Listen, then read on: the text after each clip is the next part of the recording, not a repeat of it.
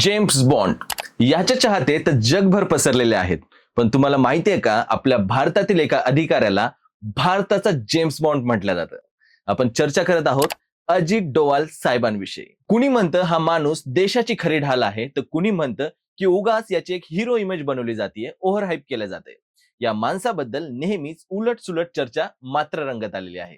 पण आज या सगळ्या वादाच्या पलीकडे जाऊन एक अभिमानाची बातमी समोर आली आहे. याच अजित डोवाल साहेबांना मिळालाय एक मोठा सन्मान, लोकमान्य टिळक राष्ट्रीय पुरस्कार त्यांना जाहीर झालाय. आणि खास गोष्ट म्हणजे हा सन्मान आपल्या पुण्यातच होणार आहे. चला तर मग सविस्तर जाणून घेऊयात काय आहे ही बातमी. भारताचे राष्ट्रीय सुरक्षा सल्लागार अजित डोवाल यांना यंदाचा लोकमान्य टिळक राष्ट्रीय पुरस्कार जाहीर झालाय. लोकमान्य टिळक स्मारक ट्रस्टने ही घोषणा केली आहे. हा पुरस्कार दरवर्षी अशा व्यक्तींना दिला जातो ज्यांनी भारताच्या विकासात मोठं योगदान दिलेलं असतं आणि जागतिक पातळीवर देशाची मान उंचावलेली असते. यंदा राष्ट्रीय सुरक्षतेसाठी असामान्य कामगिरीचा विचार करत अजित डोवाल यांची या पुरस्कारासाठी निवड झालेली आहे. आता जरा या सोहळ्याबद्दल बोलूयात. मंडळी, लोकमान्य टिळकांच्या 106व्या पुण्यतिथीचं औचित्य साधून येत्या 1 ऑगस्टला एक सोहळा होणार आहे. दुपारी 12 वाजता पुण्यातील मुकुंदनगर येथे कटारिया हायस्कूलच्या मैदानावर हा भव्य कार्यक्रम रंगणार असून केंद्रीय गृहमंत्री अमित शहा यांच्या हस्ते अजित डोवाल यांना हा सन्मान प्रदान होणार आहे. पुण्याच्या मातीत टिळकांच्या स्मृतीसमोर हा गौरव होणं, यालाच म्हणतात खऱ्या अर्थाने ऐतिहासिक क्षण. आता जरा आपण जाणून घेऊयात की हे अजित डोवाल आहेत तरी कोण. उत्तराखंड मधल्या पौडी गढवाल इथला हा साधा गढवाली मुलगा. 1945 साली एका सर्वसाधारण कुटुंबात त्यांचा जन्म झाला. पुढे IPS अधिकारी म्हणून त्यांनी करिअरची सुरुवात केली. इंटेलिजन्स ब्युरो मध्ये तब्बल 3 दशकांहून अधिक काळ त्यांनी काम केले. मिझोराम असो, पंजाब मधील दहशतवादी लाट असो किंवा काश्मीर मधील अस्वस्थ परिस्थिती असो, प्रत्येक कठीण प्रसंगात हा माणूस पुढे उभा राहिलेला आहे. कंदाहार विमान हायजॅक प्रकरणातही त्यांनी महत्वाची भूमिका बजावली होती. जोखीम पत्करून देशासाठी काम करणं हाच त्यांचा स्वभाव आहे. 2014 साली मोदी सरकार सत्तेत आलं आणि अजित डोवाल यांची राष्ट्रीय सुरक्षा सल्लागार पदी नियुक्ती झाली. भारताचे ते 5वे राष्ट्रीय सुरक्षा सल्लागार ठरले. पण खरी गंमत इथूनच पुढे सुरू होते. मंडळी, 2019 आणि 2024 मध्येही पुन्हा त्यांचीच या पदावर निवड झाली. सलग तिसऱ्यांदा NSA म्हणून जबाबदारी त्यांच्या खांद्यावर आली. भारताच्या इतिहासातले सर्वात जास्त काम करणारे NSA हा बहुमान आजही अजित डोवाल यांच्याच नावावर आहे. आता आपण जरा बोलूया यांच्या प्रत्यक्ष कामाबद्दल.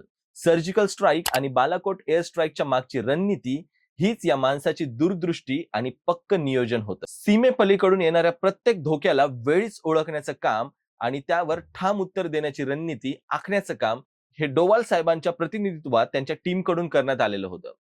कलम 370 हटवताना संवेदनशील परिस्थिती असो किंवा डोकलाम सारख्या सीमेवर तणावपूर्व प्रसंग असो, प्रत्येक वेळी शांत डोक्याने ठाम निर्णय घेण्याचं काम याच माणसाने अनेक वर्ष सातत्याने केलेलं आहे.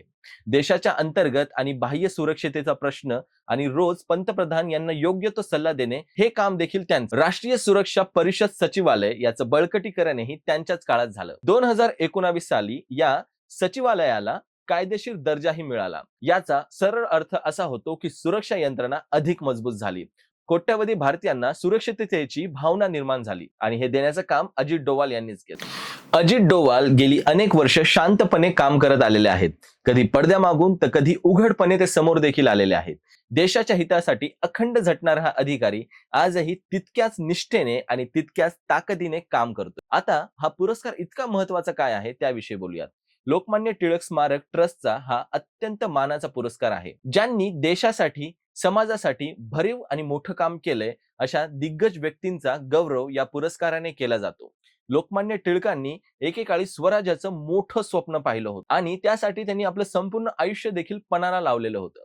स्वराज्य हा माझा जन्मसिद्ध हक्क आहे हा विचार आजही प्रत्येक भारतीयाच्या मनात तितकाच जिवंत आहे. हाच वारसा पुढे घेऊन जाणाऱ्या व्यक्तींचा सन्मान या पुरस्काराच्या माध्यमातून दरवर्षी केला जातो. अजित डोवाल यांची निवड म्हणूनच खऱ्या अर्थाने सार्थ ठरते, कारण त्यांनीही आयुष्यभर देश सेवेला सर्वात मोठं प्राधान्य दिलेलं आहे. स्वतःच्या सुरक्षेपेक्षा, स्वतःच्या सुखापेक्षा देशाच्या सुरक्षेला महत्व दिलं आहे. हीच तर खरी लोकमान्य टिळकांची शिकवण होती ना.